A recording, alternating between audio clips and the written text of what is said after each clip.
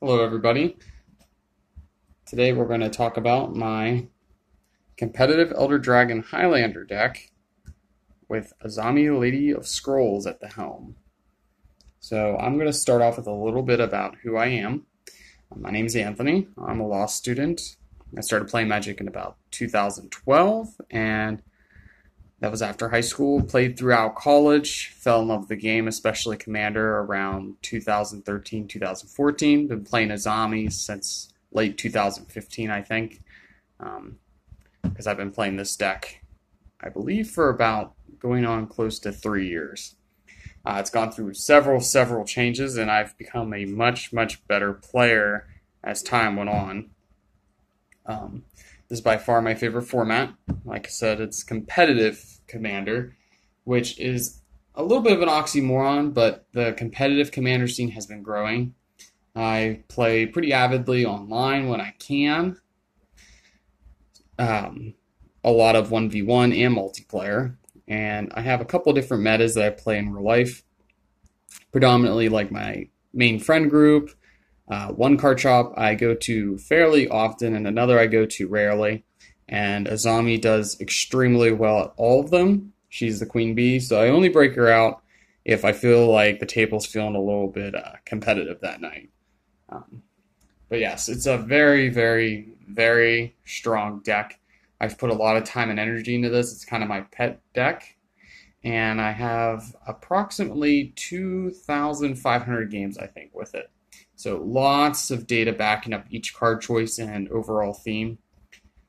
And as such, as a disclaimer, I strongly suggest that you don't play this deck all the time with your friends, because although it's extremely fun to play and pilot, it is not so fun to play against, and your friends will grow very tired of it very quickly.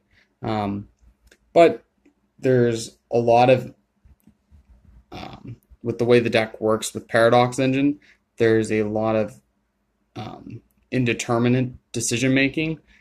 The combos aren't so easy, is what I'm trying to get at.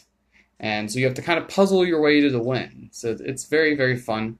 The fact that it's mono blue means the deck's relatively cheap, especially if you bought your cards earlier, like I did. I bought most of my cards at about 2016, right before all the spikes went crazy with price gouging. So why would you want to play this? As I said, it's cheap. It's very fun. And honestly, Azami used to be super notorious. But as of lately, with all the silly partners and 4-color commanders and all that stuff, even To Ferry, Azami has been almost forgotten, kind of like Kamigawa block in general. So it's very fun to break out an old classic and show new people how terrifying she used to be back in the heyday. And I think she has legs to compete now. So how did I start playing this deck? Well, honestly, even though I'm a competitive player at heart, I always like giving myself challenges. Back in college, I started off, I think, with Esper and Orzhov. Eventually, I drifted towards Kalia because she was very fun. It was between Kalia and Zur, and my friend said Zur was too brutal, so I made Kalia. I tried to make it as fair as possible. I adhered to both the French ban list and the regular EDH ban list, and still my friends thought it was too brutal. So I was like, okay, well, just for fun, I'll show you what really degenerate is. I'll just play blue, and we'll see what happens when I have blue and I don't follow both ban lists. And that's how this monster was born. I was going to originally build a To Ferry Mage's Zalfir deck, the creature, with the Knowledge Pool Lockout, but my brother plays Prosh, Skyraider of Kur, quite often, and I figured the way our commanders would line up there, that trying to get in for damage once I locked him down would just be futile, because this commander just generates so much stupid value, even if you counterspell him. So I just chose to play Azami at that point, and I fell in love ever since. There's just something about tapping wizards to draw cards, the way she functions and her lore. I don't know, I just kind of fell in love. I even have this pretty nifty playmat I made, and big fan. I guess that's the best way to sum it up. So let's dive right into the deck. So as I stated before, at least I briefly mentioned, one of the main ways you win is with Paradox Engine, this fancy little artifact from Kaladesh block. I think it was the Aether Revolt expansion. But when this thing came out, I was like, holy crap, that's just awesome. So the deck originally had no infinite combos because I didn't own Mind Over Matter. It was just pure value train until you got there. Once I bought the Mind Over Matter, kind of turned into a combo deck. And I had a lot of influence from Brian Weissman in around 2016. If you go on my Tapped Out page, Paradoxical Paradigm and a Azami CEDH primer, you can see some of the updates I mentioned Brian.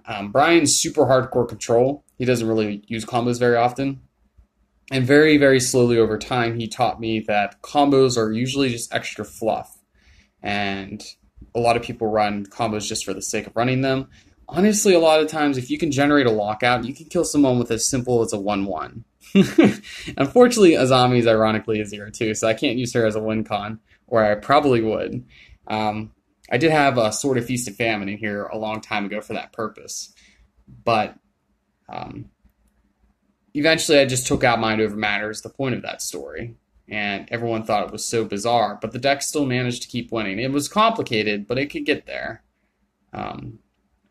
Either Flux Reservoir appeared, and that became a pretty cool way to win the game. I tried it out when it came out for probably about 5 to 6 months, and it was pretty awesome. I loved using Sensei's Divining Top to just generate a buttload of Storm, and you just shoot people in the face. But again, outside of comboing off, it seemed like quite the dead card. So it got cut eventually. But this, the Paradox Engine, this one has stuck it out with me and stood the test of time.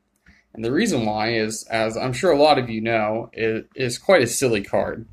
As long as you have ways of drawing cards, i.e. my commander, and ways of generating mana, like say a Soul Ring, it's very easy to kind of just go off. It's not like Dramatic Scepter, where you have truly infinite storm and mana, but it's usually enough to get you there. And I prefer Paradox Engine over Dramatic Scepter, Dramatic Reversal plus Isochron Scepter, because it's a 1-card combo. Dramatic Scepter requires 2 cards and a lot more tutoring, essentially. Both are extremely powerful. It's a matter of personal preference. Another thing I don't like about Dramatic Scepter is if someone blows up the Scepter, you can't get it back because you exiled your Dramatic Reversal. But I run an Academy runes to get back the engine if someone destroys it, and it allows the deck to function extremely well. So, for those of you that don't know or did not read the card, we're going to jump in. Azami is 5 mana. That is quite a lot for a CEDH commander, but it's still less than To Ferry. It does take 3 blue, though, and 2 colorless. And she's a 0-2. So she's pretty easily killable by just about anything. But she has this really nifty ability, tap a wizard you control, draw a card. And since it doesn't have the tap symbol, it has this loophole, essentially, that lets you do this ability at haste. No summoning stick. Don't need to worry about it. Just start drawing cards. So Azami, if nothing else, is a 5 mana Howling Mine for yourself. That alone is pretty awesome because it prevents you from stalling out. At best, it just wins you the game, especially if you have something like Paradox Engine. Paradox Engine isn't necessary to win the game. This deck can generate super amounts of value anyways. The Paradox Engine just sends your deck into overdrive. Rather than trying to steal creatures and punch people to death very, very slowly with 2/2s or stopping their combos and again just maybe using a Planeswalker to finish them off, Paradox Engine basically turns you into like a demigod, where you can draw your entire deck pretty consistently, bounce everything your opponents have, counterspell everything. You just, like I said, literally become a demigod. It's almost impossible for them to get out of it. It's pretty good value for just 10 mana, and it combos with the whole deck. So, as I said, you can punch people to death, but there are some more efficient ways to win the game.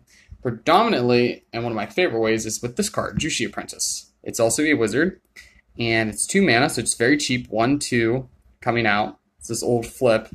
You can pay 3 mana, draw a card. So it's kind of like a Archivist, but cheaper. And if you have 9 or more cards, you get to flip him. So he kind of curves into himself. He works well with Azami. Very excellent card. Also flavor-wise, he's from the same set.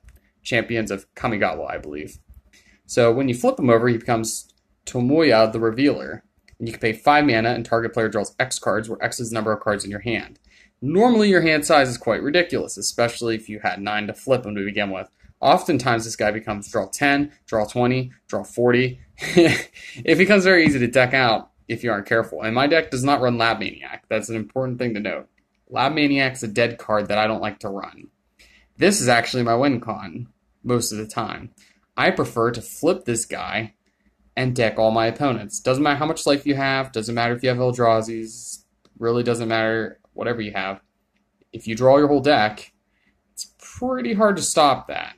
And it's very easy to get a win in. Only problem I have with this guy is I don't run any haste enablers currently. So if I try to win with him, I have to wait a turn for the summoning tick to wear off. But I can very easily get this guy. Very, very fun, very flavorful. Like I said, he's from the same set even. It's just hilarious. And the way he wins is he decks your opponent, which in Magic's kind of like making their brain explode from being too smart. So it's a very flavorful way for wizards to defeat somebody, especially a librarian. And the fact that he's a revealer. He reveals how intelligent you are and it kills you. It's just... the flavor is just so funny. But I will say this, flavor is not the main goal of this deck. It is to win, even though I'm using what some people consider a tier 2 commander, maybe tier 1.5. I think she's tier 1. And like I said, I have 2,500 games to back that up. But, you know, flavor is always welcome. I'll just leave it at that. Tezzeret the Seeker is another one of my win cons. I usually run between 16 to about 22 artifacts, and in addition to producing mana and tutoring out artifacts, his -5 kills people pretty well. Artifacts you control become 5/5 artifacts until the end of the turn. If I have 16 artifacts, they can punch for 80 if I play all of them. If I have 22 artifacts, I can punch for 110. That's not lethal on everyone, assuming no chip damage at all, but usually it's enough to get the job done or weaken the biggest 2 threats and then punch the last guy to death with the little wizards. So, problem, also similar to Juicy Apprentice, is kind of the summoning sickness thing. Now, he has a -5 to kill people, but he comes down for 4 and goes up to 5. So I have to wait a turn to finish somebody off. But again, if you get them to the point where you have the whole field locked down with the Paradox Engine, you have all the time you need. It's just one tiny little loophole I'm trying to fix in the deck, but I figured I'd point that out. After that, the win cons become a lot more clunky. There's Jace. Jace is included in the deck because he's just a Swiss Army knife. He does it all. But also, one of the ways he can win is with the -12. You exile all the cards from somebody's library. You take their hand. That becomes their new library. Usually mills them out pretty fast. Very, very solid card. Very fun to use, but not necessarily, again, to have used against you. But he gets the job done. He's a lot slower than the other two, but he'll do. He's like a plan C. Then I have 2 plan Ds, kind of, I guess D and E, depends, I guess. There's another Jace, which, as you know, if he flips over to his Planeswalker form, his ultimate can kill people by milling as well. If he gets the emblem, whenever he casts a spell, target opponent puts top 5 cards in his or her library into the graveyard. So that will get the job done too. It's not very effective, very, very slow, but when you have all the time in the world, it'll get it done. Also, I don't play Time Twister or any of the reshuffle effects. I used to play Karn a long time ago to reset the game, but I got rid of him. And now I run this. I was going to originally run a spell in its place, like Reconstruction, but I figured the land was just a lot better because the way the deck typically loses is Mana Screw. Typically, you need one of, probably, actually, I would say 2 of these 3 things for the opponents to beat me. A, I get Mana Screwed. B, the opponent gets a great start. C, I don't get a great start. If you have 2 of those things, I will probably lose. Other than that, I will probably win. And I have come back from severe games where all 3 things occurred. I'm Mana Screwed, the opponent has a great start, and I don't. And this deck's capable of some amazing things. But Academy Ruins secretly has a win condition mode built in it, where you can keep putting artifacts from your graveyard back on the top of your library. Well, you may be thinking, well, what if you don't have any artifacts? I have 3 artifacts in here off the top of my head that kill themselves. Wayfarer's Bauble, Expedition Map, and Mox Diamond. So the trick is you just play them, have them hit the graveyard, and then you put them back on the top of your library. Comes back to your turn, you draw that for the turn, you replay it, you kill it, put it back in the graveyard. You never run out of cards, assuming nobody interacts with this. And you can literally sit there till your opponents run out of cards if you're patient enough. So it's another cool, nifty way to win the game.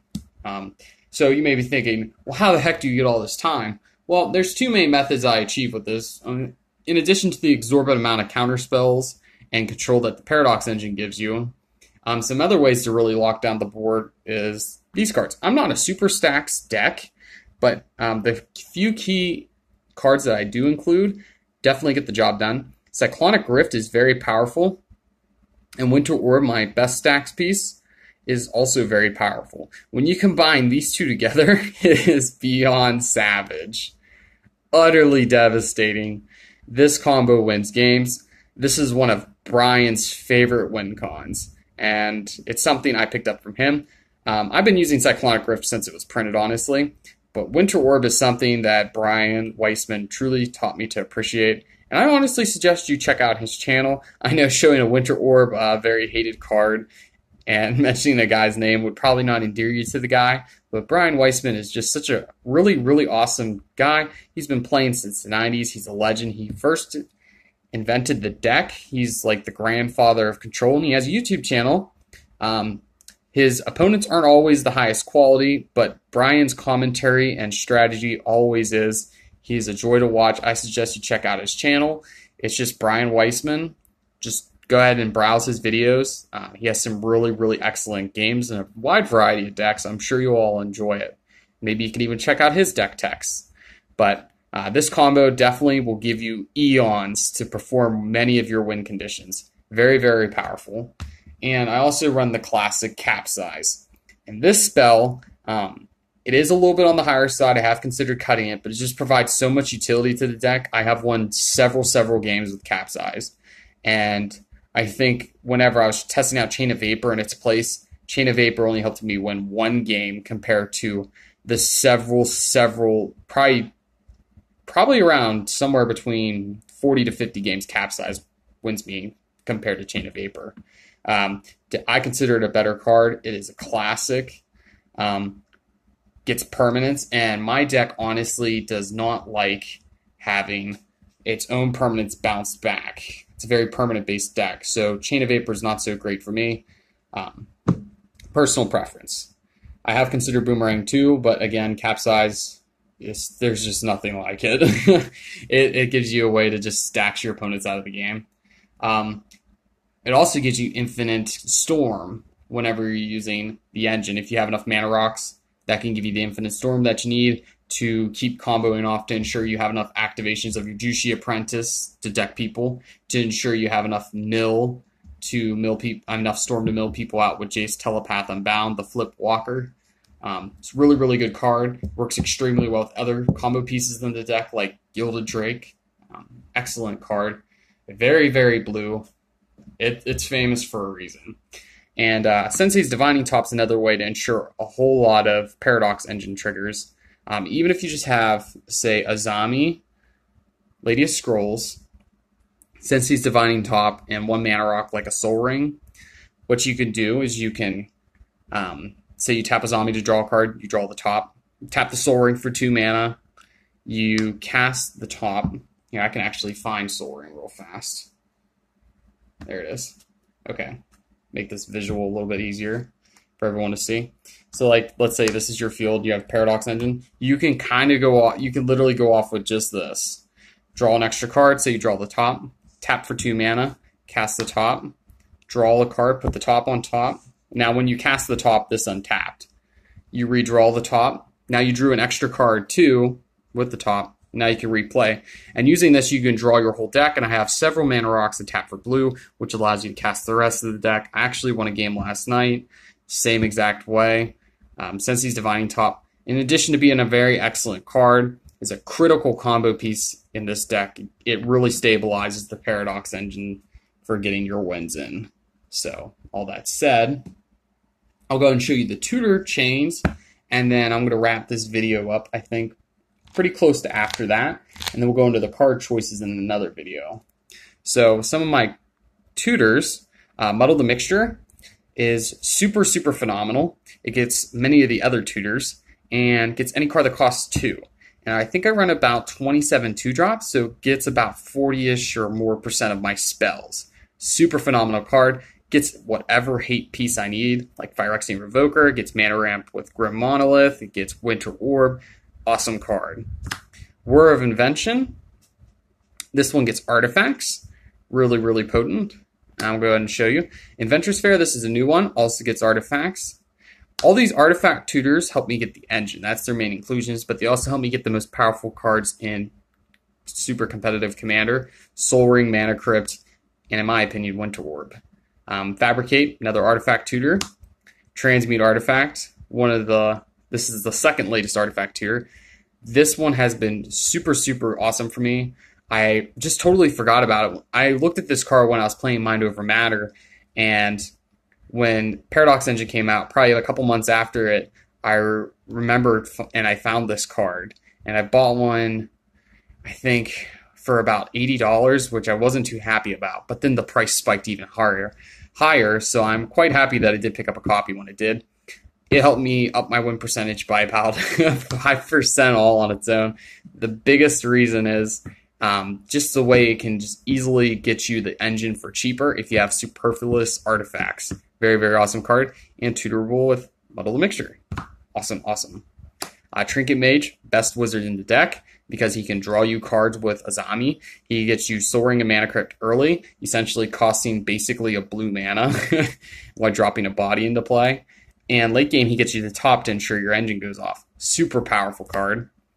Veldic Aether Mage. Used to not be so great. It was just mostly in here for utility. Grab like Sowers of Temptation and Magus of the Future. Now it is super potent because it can go get me the engine either through a Spellseeker Wizard or through Trinket Mage getting Expedition Map. Trinket Mage gets Expedition Map, which goes and gets Inventor's Fair, which goes and gets the engine. And Expedition Map is awesome because it also gets stuff like Minimo. Basically, I just need a card draw when I have Azami or Jace on the field. Also gets Ancient Tomb, so it's Mana Ramp, so much more. Land Destruction with Strip Mine, very, very potent card. Mystical Tutor gets a lot of the other tutors, and very early game, it often gets Force of Will or Mana Drain, so I have protection. Or often a Whir of Invention for a turn 3 Mana Crypt into Azami. Really cool thing with Azami on the field, this often gets Force of Will and allows you to basically pay 1 mana for a Force of Will. Super cool card. Very, very powerful. I owe a lot of wins to this card. Spellseeker. She's the new chick on the block. Super cool wizard.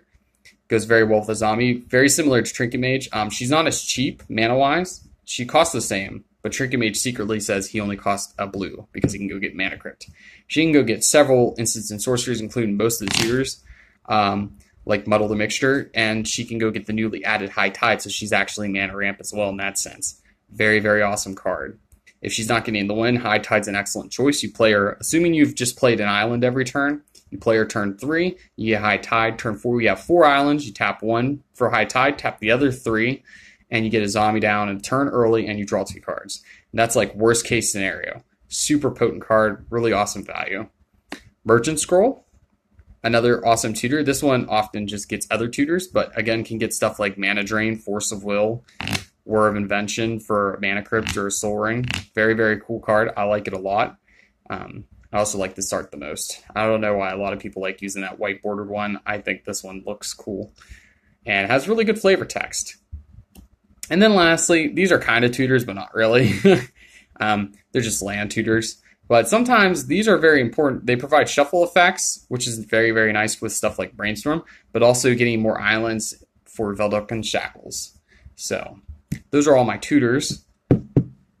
So after all this, you may be wondering, so why play Azami? Well, there's similar decks to it in the format. I'll go and run into that real quick. There's Arkham Daxam. He is artifacts mono blue. I don't really like Arkham, mostly because he's even more linear than Azami. and he has to run several really, really bad artifact creatures to be relatively decent. And he's even more all-in than Azami is. So not only is the card quality worse, but he's more dependent on a combo kill. I guess you could say he can technically commander damage somebody to death, but I mean, when do you ever see an Arkham do that without having their combo active? I've never seen it. I just think it's not the best deck. I think Azami's better. He does have the advantage of an easier mana cost. It's 3 mana and then 1 blue, but he doesn't have haste like Azami. So you need to cast him, you need to cast one of the creatures, or get lucky and use your land drop on like Mishra's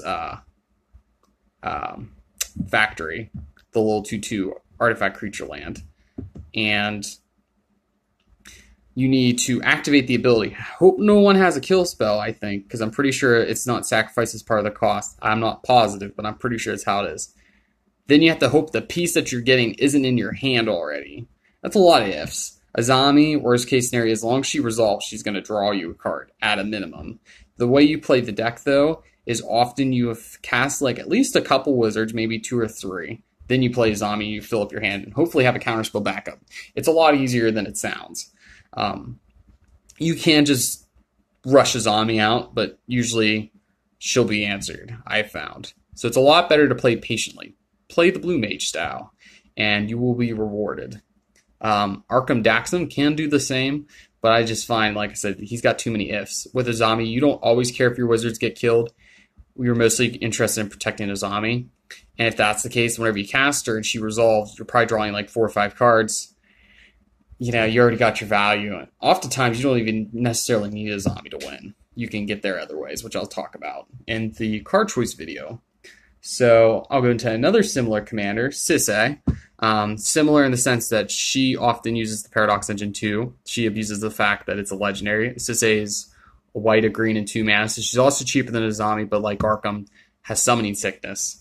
She can only get legends. I don't like CEDH for the main reason she doesn't have blue, but also you run several subpar cards, and that really holds you back. When you're drawing Mox Opals and Ambers and you can't get things to stick, it's not the best case scenario. I really, really prefer having blue, and I'd rather be monocolor than in 2 colors. And honestly, I'm kind of a weirdo in the sense I prefer 1 color over having several colors. And I think that harkens back to the days when I played Kalia, in the sense that I like a challenge, and when I played Kalia, I adhered to 2 ban lists. Well, when I play Azami, not only am I playing 1 color, and I'm playing a general that I really like and love the play style of, I'm really trying to win in a way that minimizes combo cards. And I'll show you when I go through the card choice video that every single card in this deck can be considered not a combo card. But lastly, we'll go ahead and talk real fast about To Ferry, the Planeswalker. To Ferry is a super, super awesome commander. He's 6 mana, he's 4 mana, blue, and he has a +1 card draw a little bit, like a sleight of hand. He has a -1, that's his best ability, on tap up to 4 permanents. Super potent, often makes around 6 mana per iteration of that. He has his own infinite combo. And also there is the -10 that nobody really uses, where it lets you activate Planeswalker abilities at instant speed, so you can do it on opponent's turns. But that doesn't matter, because if you're going off, they're dead that turn, usually. To Ferry's really cool because he's also like Azami. He can win with just basically 1 card. He needs some more cards on the field to work, like a Grim Monolith or something, to really generate it. But that's essentially your deck. You know, it's like saying I need islands in my mono blue deck. You know, you're playing good cards. All you really need to do is get your 1 combo card. You can win. That's essentially how Azami works. Now, comparing the two, Azami can utilize Cavern of Souls, which I don't, but I will say that creatures are typically harder to counterspell than non-creature spells, which you can like spell pierce. And that's the problem with To Ferry, is getting him to resolve. That's his biggest weakness. If you can counter To Ferry a couple times, they'll really start to flound about. And their win con is a 6 mana Planeswalker, and then a 4-mana artifact with a 4-mana activation cost. Now, granted, To Ferry does make mana. That's still a whole lot to deal with. Azami is 5 mana plus 5 mana, which is also a lot. But I find getting to 5 easier than getting to 6. So that's my opinion. The other problem with To Ferry 2 that he often struggles with is the creature decks like Tymna, which is super popular, Edric. It can be really hard to go off when those are all around, pummeling your face and encountering your big threats. It's a rough life, but the To Ferry Planeswalker is a really potent commander, definitely. I mostly prefer Azami by choice, and again, preference, obviously. But all that said, if you like Azami, you might want to look at To Ferry too. They're both equally fun commanders. To Ferry does have the advantage of running lots of really cool creature hate. Like you can run Cursed Totem and Tabernacle of Pendrevale, in case that's your kind of game plan, what you like to do. So if you hate on creatures, go for it. If you like goofy, dorky wizards and you don't want to play Inala, Azami might be worth a look to you. So I'm going to wrap it up here. Get ready to check out my part 2 with card choices. I really hope you found this video informative, and I hope you learned something about Azami, and maybe you're interested in giving it a try. And I'll go ahead and talk about all the different card choices and all the neat synergies in the next video. And perhaps if I continue this and YouTube cooperates, maybe I'll start putting out some gameplay videos for you all to watch the deck in action and get a better taste of how it all works and whether or not you'll like it. Well, I appreciate if you made it all the way to the end of this video. Hopefully I didn't bore you. I hear lawyers tend to be quite boring. But I really hope to see you in the next one. And go ahead and comment below or like the video if you want. I would really appreciate it. Hope to all see you next time. Have a great day.